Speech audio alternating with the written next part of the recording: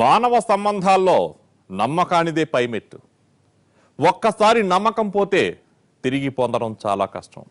అందుకే ఎవరినైనా తప్పు పట్టే ముందు 1-2 సార్లు ఆలోచించాలి. మన నిర్ణయం సరైనదేనా అన్నది పరిశీలించుకోవాలి. చాలా సందర్భాల్లో అపార్థాలే అనర్థాలకు దారితీస్తుంటాయి. ఒక్కోసారి అవి ప్రాణాలపైకి కూడా తెస్తుంటాయి. అందుకు ప్రత్యక్ష ఉదాహరణ ఈ కథ. ఓ కుర్రాడి జీవితంలో జరిగిన యథార్థ గాథే ఇవాల్టి ఎపిసోడ్. అచ్చం సినిమాల్లో జరిగినట్లే అతని జీవితంలో జరిగింది. ఓ ప్రేమ వ్యవహారం అతని భవిష్యత్తును ఊహించని మలుపులు తిప్పింది. శుభం కార్డు పడుతుందనుకున్న వేళ ఓ నేరం చేయమని కాలం ప్రేరేపించింది. ఎందుకు ఆ పరిస్థితి వచ్చింది? అసలేం జరిగింది? I hate you.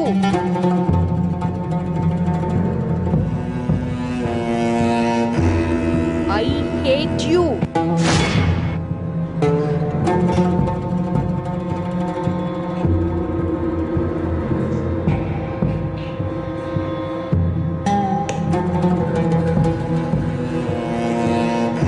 నువ్వు నాకు నచ్చలేదు.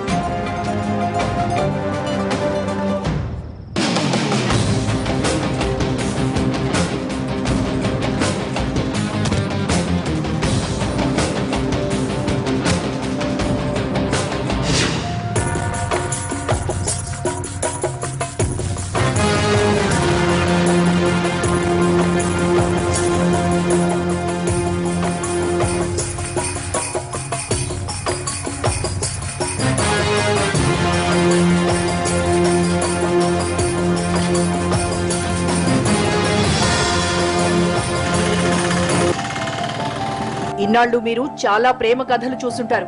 వాటిలో ఎండింగ్ హ్యాపీగా ఉంటుంది. నా కథలో మాత్రం మర్డరే క్లైమాక్స్. నేనిక్కడ ఎందుకున్నానో తెలుసా? ఓ అమ్మాయిని కసితీరా చంపాలని ఎదురు చూస్తున్నాను.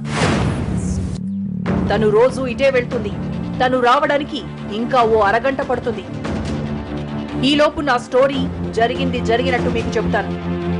ఆ తర్వాత నన్ను ఉన్మాది అంటారో, నాపై జాలి పడతారో మీ ఇష్టం.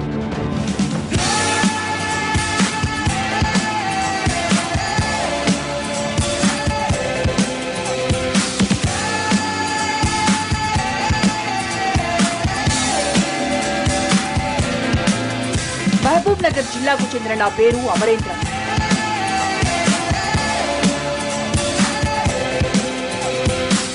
బీటెక్ పాస్ అయి హైదరాబాద్ లోని ఓ సాఫ్ట్వేర్ కంపెనీలో జాబ్ సంపాదించాను.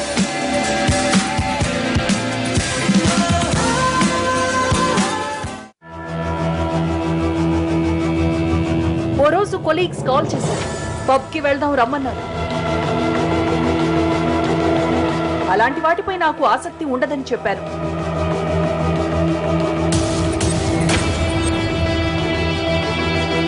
ఇంతలో ఓ అందమైన అమ్మాయి.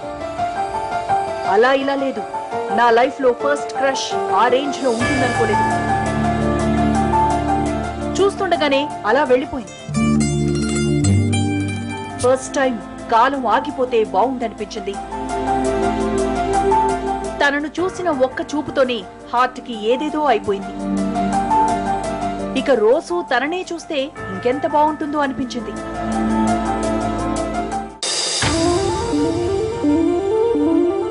నెక్స్ట్ డే ఆఫీస్ ఎగ్గొట్టి అక్కడే వెయిట్ చేశాను.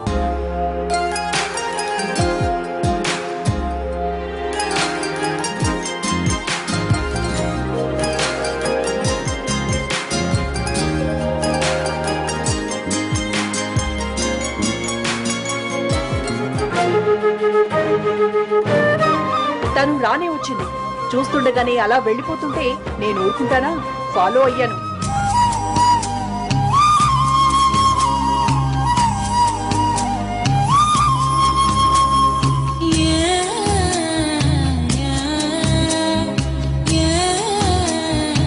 ఆ రోజే వివరాలు పట్టేశాను. తన పేరు లావణ్య, ముద్దు పేరు చిన్ను.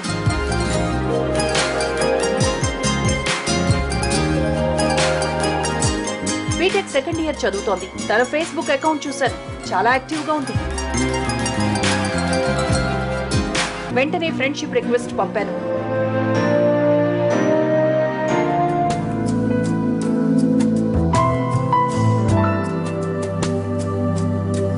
రెండు రోజులయ్యాక తన నుంచి మెసేజ్, హూ ఇస్ దిస్ అని.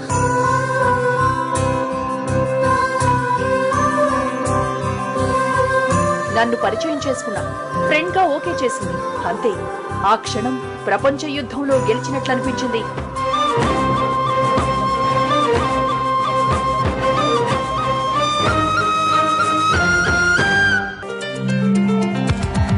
చాటింగ్ తో మొదలై కాలింగ్స్ దాకా వచ్చేశాం.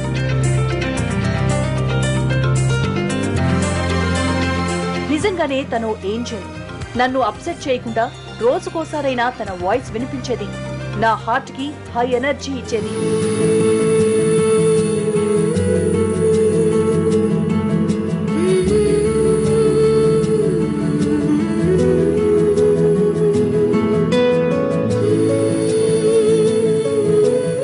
ఓసారి డైరెక్ట్ గా కలవచ్చా అని అడిగా. వరమిచ్చింది. అంతే.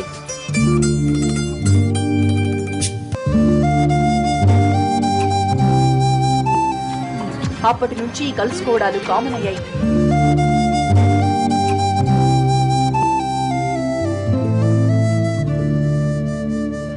ఇష్టాలు, సినిమా కబుర్లు, వ్యక్తిగత విషయాలు అన్నీ పంచుకునేవాళ్లం.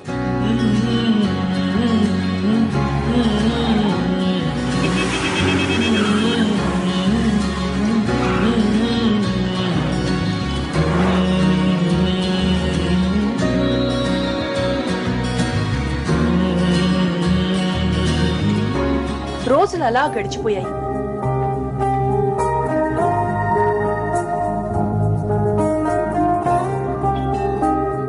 ఇంకా ఎన్నాళ్ళిలా? తను నా సొంతం కావాలని మనసు మారం చేసింది.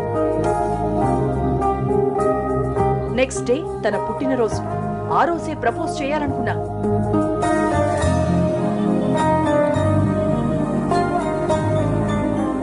ఇంతలో షాకింగ్ న్యూస్. వెంటనే ఊరెళ్లాల్సి వచ్చింది. అమరేంద్రకు కాల్ చేసింది ఎవరు? ఊళ్ళో ఏం జరిగింది? షార్ట్ బ్రేక్ తర్వాత.